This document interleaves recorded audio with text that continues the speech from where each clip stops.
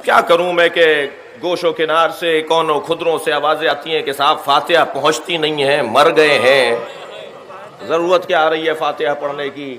بعض ہمارے دوستوں کے ہم جب تعزیت کے لیے جاتے ہیں تو ہمارے کان میں پھونک دیا جاتا ہے جی ہاتھ اٹھا کے فاتحہ مت پڑھیے گا، ان کو اچھا نہیں لگتا ہے. یہ کہتے ہیں جی مر گئے ہیں، اب فاتحہ تو پہنچتی نہیں ہے، ضرورت ہی نہیں ہے.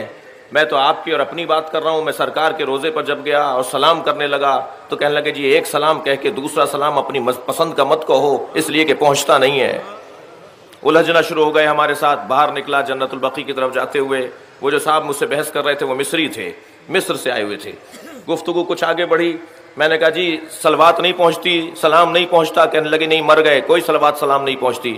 میں نے کہا آپ کے والد زندہ ہے؟ کہنے لگے جی ہاں زندہ ہے. میں نے کہا آپ کے دادا زندہ ہے؟ کہنے لگے نہیں انتقال ہو گیا. میں نے کہا ان پہ اللہ کی لعنت ہو. ناراض ہو گئے مجھ سے، کہنے لگے آپ کو شرم نہیں آ رہی، میرے مرے ہوئے دادا پہ لعنت بھیج رہے ہیں. میں نے کہا لعنت پہنچ گئی، صلوات نہیں پہنچتی.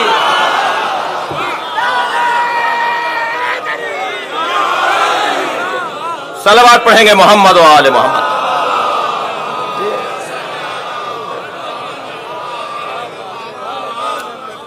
بھائی انداز ہے سوچنے کا ہمارا بھی اور کسی اور کا بھی ہو سکتا ہے. ایک اور صلوات نبی کی ذات پر دیا کریں.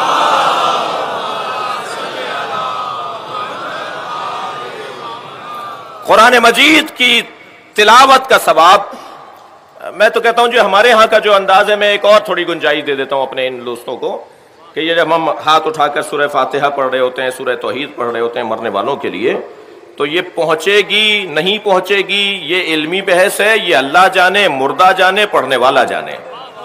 لیکن ہمارے ہاں کا انداز تعظیم ہے کسی مرنے والے کے لیے. اس پہ تو کم سے کم آ جاؤ. اتنی شدت تو نہ دکھاؤ کہ ہاتھوں کو اٹھنے نہیں دیتے. بھئی انداز ہے تعظیم کرنے کا. مرنے والے کی تعظیم کرنے کے لیے بیٹھے ہیں، اس کے قدردانی کے لیے جمع ہیں. اور اس سے بالاتر بات تو یہی ہے کہ ہم اللہ کو کریم مانتے ہیں اور اللہ سے اس کے کرم کا تقاضا کر رہے ہوتے ہیں ہاتھوں کو اٹھا کر. آپ لوگ کچھ تھکے تھکے سے خفا سے بیٹھے، بہت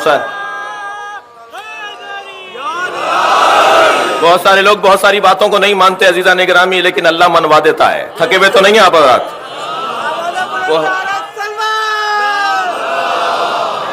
صلی علی محمد وآلہ محمد. اللہ آپ کو عظمت عطا فرمائے، اللہ آپ کو حفاظت عطا فرمائے، اللہ آپ کو رزق میں عزت میں آپ کے اضافہ فرمائے. ایک ایک فرد جو ادھر بیٹھا ہے، جو آواز میری سن رہا ہے، اللہ اس کو اپنے حفظ و امان میں قرار دے. بہت سارے لوگ بہت ساری چیزوں کو مانتے نہیں ہیں مگر اللہ منوا دیتا ہے.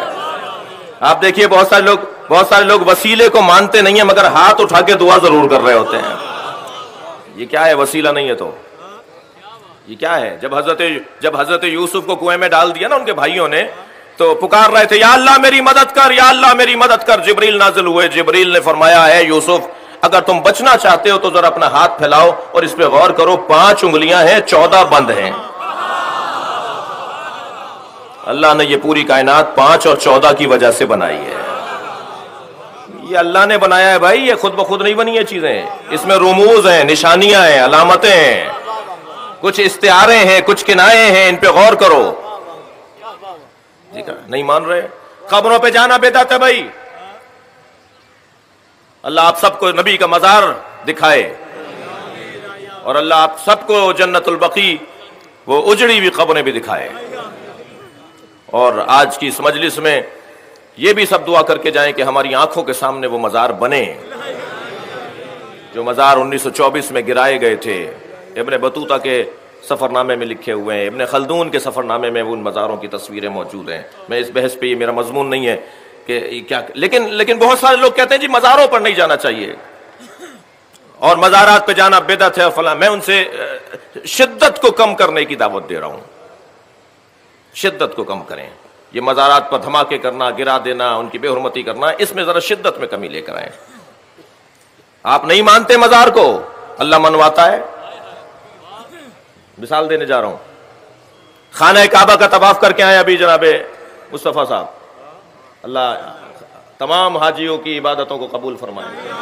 جی خانہ کعبہ تو 4 گوشوں والا عمارت ہے نا، وہ جو جس نے سیاہ پوشی، جس نے سیاہ چادر اوڑی ہوئی ہے، وہ 4 گوشوں والا مربع ایک عمارت ہے نا جو خانہ کعبہ ہے، اس کے ساتھ جو ناٹی سی دیوار ہے، وہ چھوٹی سی دیوار ہے جیسے حتیم کہتے ہیں، وہ تو خانہ کعبہ نہیں ہے، مگر اس کا طواف نہیں کرو گے تو طواف باطل ہو جائے گا۔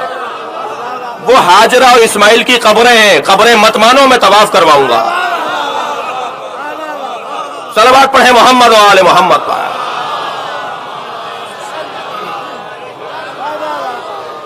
تبرکات کا انکار کرنے والے، نیاز نظر کی مخالفت کرنے والے، سبیلوں کے خلاف بات کرنے والے زمزم ضرور لے کر آتے ہیں۔